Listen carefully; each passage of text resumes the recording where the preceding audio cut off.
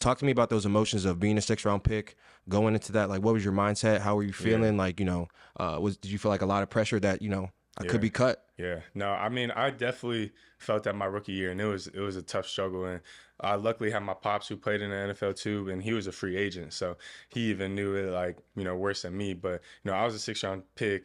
And then I had a 4th-round receiver, Gabe Davis, drafted in front of me.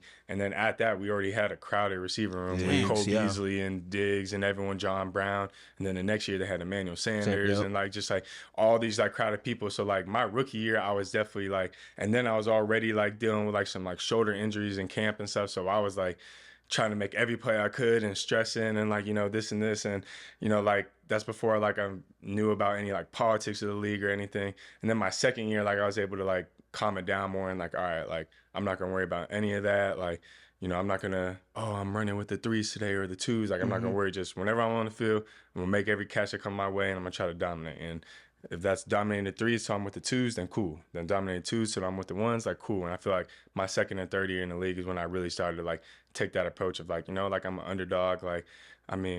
Trainers used to always tell me, Bert, Gabe Shannon used to always tell me, he's bro, you're a 6th-round draft pick, you got no pressure.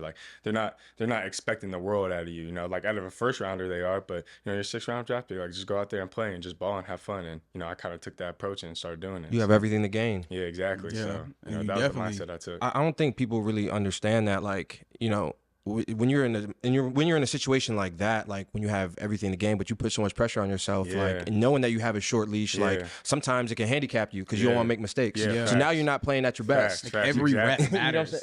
That's why that confidence level matters, and that's why there's that playing free, and it's tough for late round draft picks, which is why I always try to talk to the practice squad guys or late round guys, just because I understand where they're coming from, because they drop a ball on the rest of the practice, they're beating themselves up because they're damn, I could get cut. I'm just a 3rd round of 1st, 2nd, 4th, whatever. They don't get that leap. They drop a ball, it's all right, cool, whatever. They're developing. If it's a 6th, 7th round draft pick, it's hey, that could be it. You got a couple more drops, man. Right, and we might be out of here. You think about moving on, so it's it's tough. It's a cutthroat business, but you just have to go in there with try to just, that's another thing, you just got to try to block out man, forget that, I'm just gonna go in here and ball and do my best, and then you could live with the results at the end of the day. Because I feel like guys like that develop a mentality of just controlling what you could control. And then when your opportunity comes, you just make the most of it. Yeah, facts. Because everyone, it's funny, man, everyone, even players find themselves doing it sometimes. The media does it all the time, but every camp, man, everyone's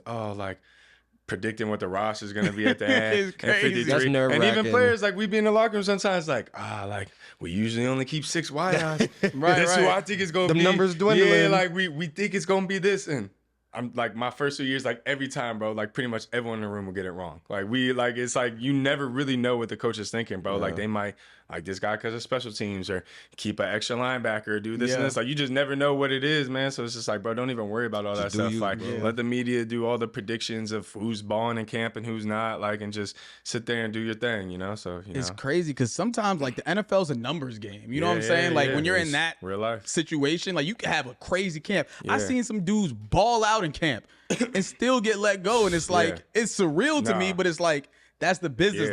That's how it goes sometimes. Bro, last year in Buffalo, I felt I had a good camp my second year, but I think it was the first or second preseason game. I had a little injury, so they ended up putting me on P squad. So I was okay, I understood that. My last year in Buffalo, my 3rd year, I literally had the best camp I think I had yet. My wide receiver coach, I think he sent me my one-on-one film or something, and he was bro, all of camp you were, I think it was 22 for 24 in one-on-ones. I literally losing your duffel. I was winning one-on-ones. I started with the 3s, then went into the 2s, then I ended up taking reps with the 1s by the end of camp. In the preseason, I think I had the most, either the most catches, or I was top 3 in all the categories, catches, yards, whatever, all that.